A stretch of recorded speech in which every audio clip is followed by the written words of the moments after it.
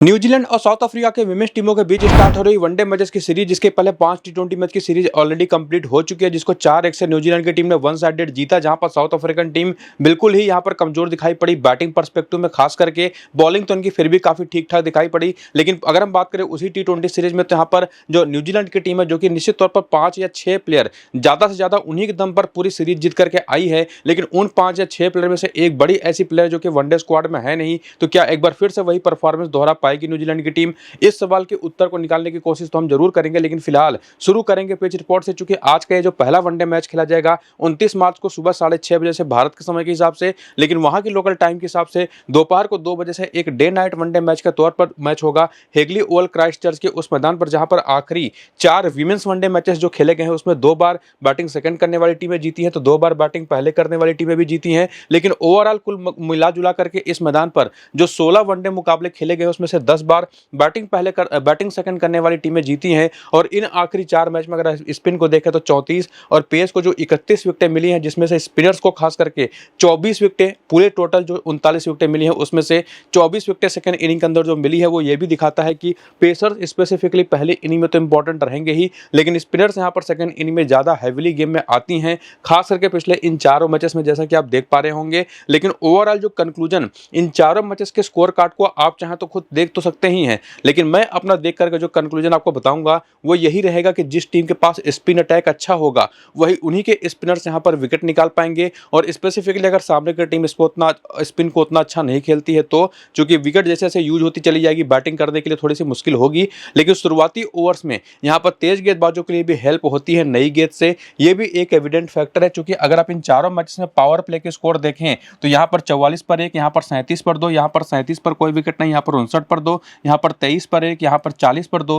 और यहां पर 27 पर 2, और यहां पर 35 पर 2। तो नई गेंद की जो बॉलर होंगी वो तो इंपॉर्टेंट हैं, प्लस अगर वो डेथ ओवर की भी बॉलिंग करती हैं तो वो और इंपॉर्टेंट हो जाएंगी। बाकी स्पिनर्स जो रहेंगी वो तो हमेशा इंपॉर्टेंट रहेंगी ही। तो जो सबसे पहला और मोस्ट इंपॉर्टेंट काम आपको करना है वो ये कि टॉस के बाद वेदर वहां पर कैसा रहेगा ये देखना जरूरी होगा, और वो जो वेदर अपडेट होगा और उसके अलावा जो सारी पिच रिपोर्ट की इंफॉर्मेशन फाइनल आएगी वो आपको मैं अपने टेलीग्राम और व्हाट्सएप चैनल पर अपडेट करूंगा टॉस के बाद। तो जाकर के उसको ज्वाइन कर लीजिए, सारे लास्ट मिनट अपडेट्स और अपनी मेरी जो फाइनल टीम होगी स्मॉल लीग की खास करके वो भी टेलीग्राम और व्हाट्सएप चैनल पर दूंगा। तो नीचे इसी वीडियो के डिस्क्रिप्शन में और कमेंट बॉक्स में जो पिन किया हुआ कमेंट है, लिंक आपको वहां पर मेरे टेलीग्राम और व्हाट्सएप चैनल का मिल जाएगा, जहां पर आप लिंक्स को क्लिक करके जाएंगे तो ज्वाइन बटन क्लिक करके टेलीग्राम को और फॉलो बटन को क्लिक करके व्हाट्सएप चैनल को ज्वाइन कर पाएंगे, और यहीं पर आपको सारे अपडेट्स मिल जाएंगे। फिलहाल न्यूजीलैंड की टीम का प्लेइंग 11 और बैटिंग ऑर्डर देखें तो यहाँ पर आपको एक बड़ी नाम सोफी डिवाइन का देखने को नहीं मिलेगा, लेकिन फिलहाल तो इजी गेज और जॉर्जिया प्लेमर ओपन कर सकती हैं अमेलिया केयर नंबर 3 पर।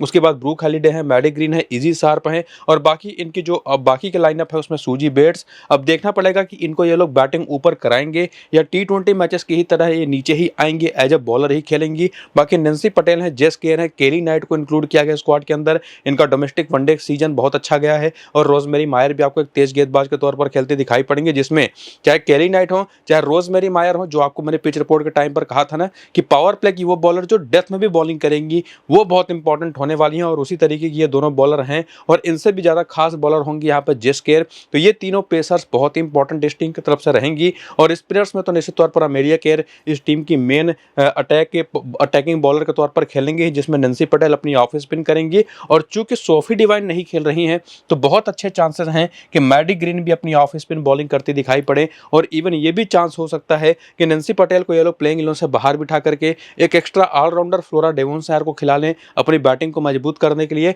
और इवन ब्री एलिंगबिन के पास एक लेफ्ट आर्म मीडियम पेस के तौर पर ऑप्शन है। और बाकी जिसको खिलाएंगे वो तो हमको टॉस के बाद पता चलेगा, लेकिन फिलहाल जो 13 मेंबर का जो स्क्वाड है न्यूजीलैंड की पूरी टीम का, उनका करियर कैसा रहा है वनडे फॉर्मेट में वो यहाँ पर आप देख सकते हैं, जिसमें इजी गेस के 26 मैचेस है, 23 मैचेस है, जॉर्जिया प्रीमियर का बैटिंग एवरेज 20 के थोड़ा सा ऊपर है, और उसी में अमेलिया केयर, ब्रूक हॉलिडे और मैडी ग्रीन के भी नंबर्स आप देख सकते हैं, और इवन जो इनके लोअर ऑर्डर की बैटर सूजी बेट्स जो कि जनरली ओपन करते थी, फिलहाल अब चोट के बाद वापसी करने के बाद 10 महीने चोटिल थी हैं, उसके बाद वापसी करी इन्होंने इसी टी20 सीरीज में जो भी खत्म हुआ, और उसमें इन्होंने केवल बॉलिंग करी, बैटिंग तो इन्होंने करी नहीं। बाकी नैन्सी पटेल का, जेस केयर का और केली नाइट के साथ साथ आप केली नाइट का तो आपको डोमेस्टिक वनडे करियर मिलेगा, बाकी रोजबेरी मायर का और ब्री एलिंग वगैरह का भी करियर आप देख सकते हैं, फ्लोरा डेवोनशायर का भी वनडे डोमेस्टिक करियर आप यहाँ पर देख सकते हैं। और इसको देखने के बाद सबसे मोस्ट इंपॉर्टेंट बात जो रहेगी वो होगी रीसेंट फॉर्म की, उसको अगर आप यहाँ पर आकर के देखेंगे तो आपको समझ में आएगा कि इजी डिएस और जॉर्जिया प्लिमर जो इनके मोस्ट प्रोबेबल दो ओपनर्स हो सकती हैं, वो उतने अच्छे फॉर्म में है नहीं।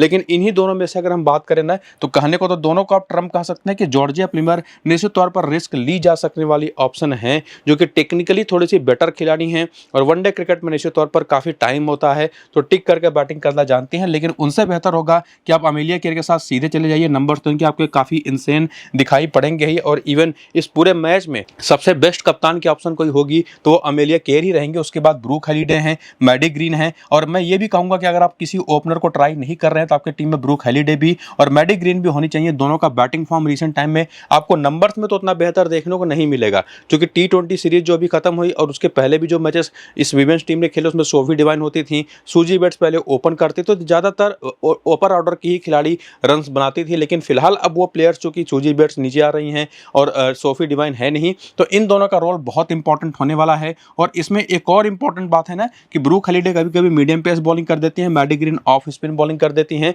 तो वहां पर इनका रोल काफी इंपॉर्टेंट हो जाता है। तो ये तीनों मेरे हिसाब से न्यूजीलैंड की आज की इस मैच की तीन सबसे मोस्ट इंपॉर्टेंट बैटिंग ऑप्शन होंगी, जो कि अमेलिया केयर तो पूरे 10 ओवर की बॉलिंग भी करेंगी और उसमें ब्रूक हेलिडे और मैडी ग्रीन, खास करके मैडी ग्रीन आपको ऑफ स्पिन की कुछ बॉलिंग भी करते दिखाई पड़ सकती हैं। और उसके बाद अगर आप नीचे आए और सूजी बेट्स को अगर आप ऊपर बैटिंग ऑर्डर में आते देखें, प्लेइंग 11 के अंदर रहते देखें, तो निश्चित तौर पर इंपॉर्टेंट तो ये रहेंगी। लेकिन उससे बेहतर अगर आप सेफेस्ट ऑप्शन की तरफ जाएं तो रहेंगी जेस केयर और इवन यहाँ पर रोजमेरी मायर। नंबर्स अगर आप रोजमेरी मायर के देखेंगे तो विकेट टेकिंग ऑप्शन के तौर पर उतने बेहतर है नहीं, लेकिन वनडे क्रिकेट की one of the best option रहेंगी। बाकी सेकंड इनिंग की बॉलिंग है तो नैन्सी पटेल भी बहुत इंपॉर्टेंट हो सकती हैं। केली नाइट का सिलेक्शन आप देखेंगे उतना बेहतर नहीं रहेगा, सिलेक्शन परसेंटेज तो उतना रिस्क नहीं रहेगा अगर आप इनको ड्रॉप कर दें और ये परफॉर्म भी कर जाएं। लेकिन अगर आप रिस्क ले सकते हैं तो आप इनके साथ जाइए, वरना आपके पास ये 5 बेस्ट ऑप्शन है जिसमें सेकंड इनिंग की बॉलिंग है, तो छठा ऑप्शन आप नैन्सी पटेल को भी ट्राई कर सकते हैं। और इस तरह से इन प्लेयर्स के बारे में जान लेने के बाद कि वो कैसे फॉर्म में है और किसमें उस फॉर्म के दम पर आप किस प्लेयर को अपनी टीम में लेकर जा सकते हैं।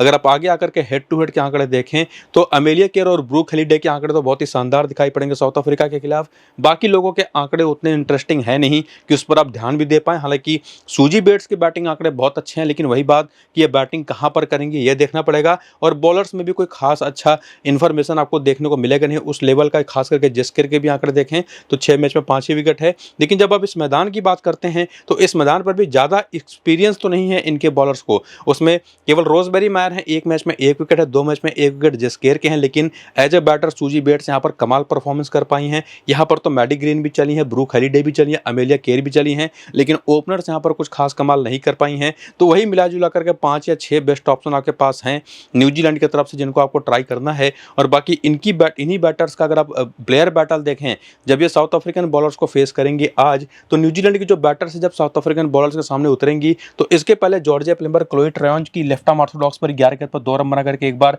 आउट हो चुकी हैं। इवन अयाबोंगा खाका के भी 8 गेंद पर 5 रन बना करके एक बार आउट हो चुकी हैं। बाएं हाथ की मीडियम पेस बॉलिंग इनकी एक कमजोरी है, left arm Orthodox, off spin और लेग स्पिन। और आपको पता ही है कि जितने भी इंडियन सब कॉन्टिनेंट की बाहर की टीम है और अब तो निश्चित तौर पर इंडियन सब कॉन्टिनेंट की टीमें भी रिसेंट टाइम में स्पिन को खेलना किसी भी टीम के लिए उतना आसान रहा नहीं है। हालांकि ये भी हमको देखना पड़ेगा कि सामने की टीम में कैसी स्पिनर ऑप्शन है। लेकिन लेफ्ट आर्म ऑर्थोडॉक्स बॉलिंग वो बॉलिंग रहेगी जो इस पूरी की पूरी न्यूजीलैंड टीम के खिलाफ बहुत ही ज़्यादा यूजफुल होगी। हर एक खिलाड़ी को परेशानी रही है और वो प्लेयर सामने की टीम में नॉनकुलेको मलाबा हैं जो कि लेफ्ट आर्म ऑर्थोडॉक्स बॉलिंग करती हैं, जिसमें अयाबोंगा खाका की अभी T20 सीरीज बहुत ही शानदार गई है। तो ये दोनों खिलाड़ी बहुत ही इंपॉर्टेंट रहेंगे एज ए बॉलर। और चूंकि क्लोई ट्रेयन भी एक लेफ्ट आर्म ऑर्थोडॉक्स बॉलर है प्लस एक बैटर के तौर पर भी खेलती हैं, तो वो और भी बेहतरीन ऑप्शन बन जाती हैं। और बाकी जो बॉलर्स हैं वो तो आपको मैंने बता दी, जिसमें एक और एडिशनल नाम आप जोड़ दीजिए, वह नडाइन डी क्लर्क का, चूंकि डेथ ओवर स्पेशलिस्ट है प्लस बैटर तो कमाल की हैं ही। तो निश्चित तौर पर प्लेयर बैटल के आंकड़े जिसमें हमने न्यूजीलैंड की बैटर्स की वीकनेसेस जानी,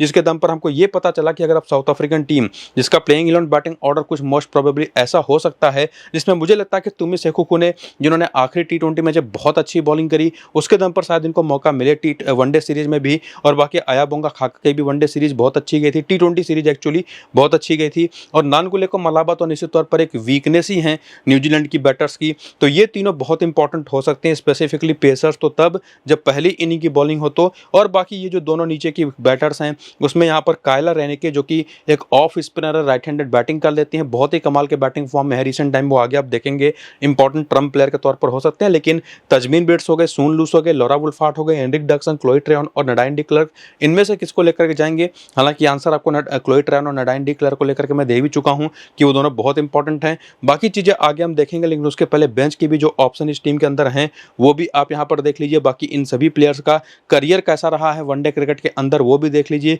और उसको देखने के बाद अगर आप रिसेंट फॉर्म की तरफ आएँ तो निश्चित तौर पर यह टीम चूँकि अभी की सीरीज हारी है T20 वाली, और वो भी 4-1 के बड़े अंतर से, तो फॉर्म उतना अच्छा को देखने को किसी प्लेयर का मिलेगा नहीं, जिसमें तजमीन बिट्स हो गई या सून लूस हो गए जो कि बैटिंग में बिल्कुल भी कंसिस्टेंट नहीं है। लेकिन उसमें लॉरा वुल्फार्ड पर थोड़ा सा भरोसा तो कर सकते हैं। हालांकि कंसिस्टेंसी अगर बात करेंगे तो इनके साथ भी आपको देखने को नहीं मिलेगी, लेकिन इस पूरी बैटिंग लाइनअप में कोई कंसिस्टेंट रहा तो वह हेनरी डक्सन है, जो कि अपने बल्ले के साथ साथ बॉलिंग से भी काफी इंपॉर्टेंट रोल प्ले कर रही थी पूरे T20 सीरीज में। और उसके बाद आती है क्लोई ट्रेयन, जिनकी अपनी ओवरऑल जो यूटिलिटी है बैटर और बॉलर के तौर पर, जो आपको मैं एक्सप्लेन कर भी चुका हूं पीछे, तो वीडियो अगर आपने स्किप कर दिया है तो निश्चित तौर पर आप समझ नहीं पाएंगे। इनकी यूटिलिटी वैसे भी उतनी बेहतर है कि आप इनको मिस नहीं कर सकते। सेम वही चीज़ आपको मैं नडाइन डी क्लर्क को भी लेकर के कहूँगा। और उसके बाद अगर आप नीचे आए तो नानकुलेको मलाबा, ये मोस्ट इंपॉर्टेंट बॉलिंग ऑप्शन इस टीम की तरफ से है। लेकिन एक चीज़ और मैंने आपको बताया था कि खाका और तुमी सेखुगुने, जिन्होंने T20 सीरीज के आखिरी मैच में कमाल की बॉलिंग करी थी 3-3 विकेट लेकर के, और अगर पहली इनिंग की बॉलिंग है खाका तो हमारी टीम में 100% रहेंगी,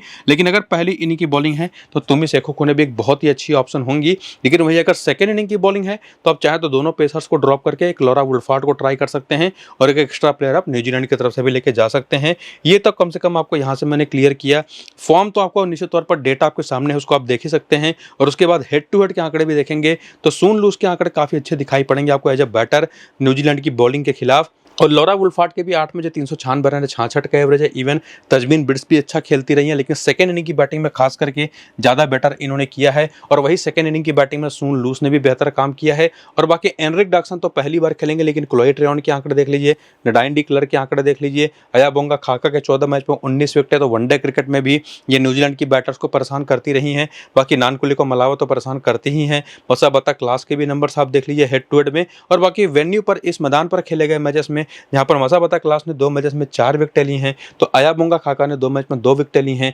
बैटिंग में लॉरा वुल्फार्ड ने अच्छा काम किया, बाकी नंबर्स काफी एवरेज आपको दिखाई पड़ेंगे। तो काफी हद तक क्लैरिटी तो हमको मिल तो रही है, लेकिन उसमें अगर आप वीकनेसेस को भी चेक करने जाएंगे साउथ अफ्रीकन बैटर्स की, वनडे क्रिकेट में जब ये साउथ अफ्रीका की तरफ से खेलते हुए न्यूजीलैंड की बॉलर्स को फेस करते तो अमेलिया केयर का नाम और जेस केयर का नाम आपको कॉमन ऑप्शन के तौर पर हर जगह पर दिखाई पड़ेगा। क्योंकि लेग स्पिन बॉलिंग एक ऐसी टाइप ऑफ बॉलिंग है जो हैविली परेशान करते हैं साउथ अफ्रीकन पूरी बैटिंग अटैक को, जिसमें left arm Orthodox off spin और लेफ्ट आर्म पेस भी कहीं कहीं पर यूजफुल हो जाता है। तो जेस केयर के साथ, और बाकी आपको मैंने बॉलिंग ऑप्शन तो बता ही दिए थे पीछे, ये कम से कम देखने के बाद कि किस टीम की क्या वीकनेस है, क्या स्ट्रॉन्ग पॉइंट्स हैं, ये तो हमको काफी हद तक क्लैरिटी मिल रही है कि निश्चित तौर पर ऑप्शन के तौर पर तो साउथ अफ्रीका के पास ज्यादा प्लेयर्स हैं, लेकिन जो न्यूजीलैंड की ऑप्शन है वो इतनी बेटर है कि मैचेस वो जितवा रही है अपनी टीम को। तो टीम तो वही फेवरेट मुझे दिखाई पड़ रही है, लेकिन ये वनडे क्रिकेट है, 50 ओवर का लंबा गेम, जिसमें साउथ अफ्रीका के पास भी काफी अच्छे खासे जो अपने रिसोर्सेज हैं एज अ बैटर और एज अ ऑलराउंडर या बॉलर, वो काफी बेहतर हैं। तो काफी इंटरेस्टिंग होगा ये देखना कि टॉस कौन जीतेगा, उसी पर सब कुछ डिपेंड करेगा। उसके अलावा जो पिच रिपोर्ट होगी, लास्ट मिनट के जो अपडेट्स होंगे, और इवन जो अब मेरी अपनी टीम रहेगी फ्री वाली स्मॉल लीग की, वो सब कुछ आपको मैं अपने टेलीग्राम और व्हाट्सएप चैनल पर दूंगा। तो जाकर के दोनों को ज्वाइन जरूर करिए। नीचे डिस्क्रिप्शन और पिन कमेंट में लिंक आपको मैंने दे दिया है। बाकी अगर आपने वीडियो शुरू से अंत तक पूरा देख लिया है तो वैसे भी कोई दिक्कत आपको होनी नहीं है। ये वीडियो फिलहाल यहाँ पर होता है खत्म। चलते हैं, नमस्कार।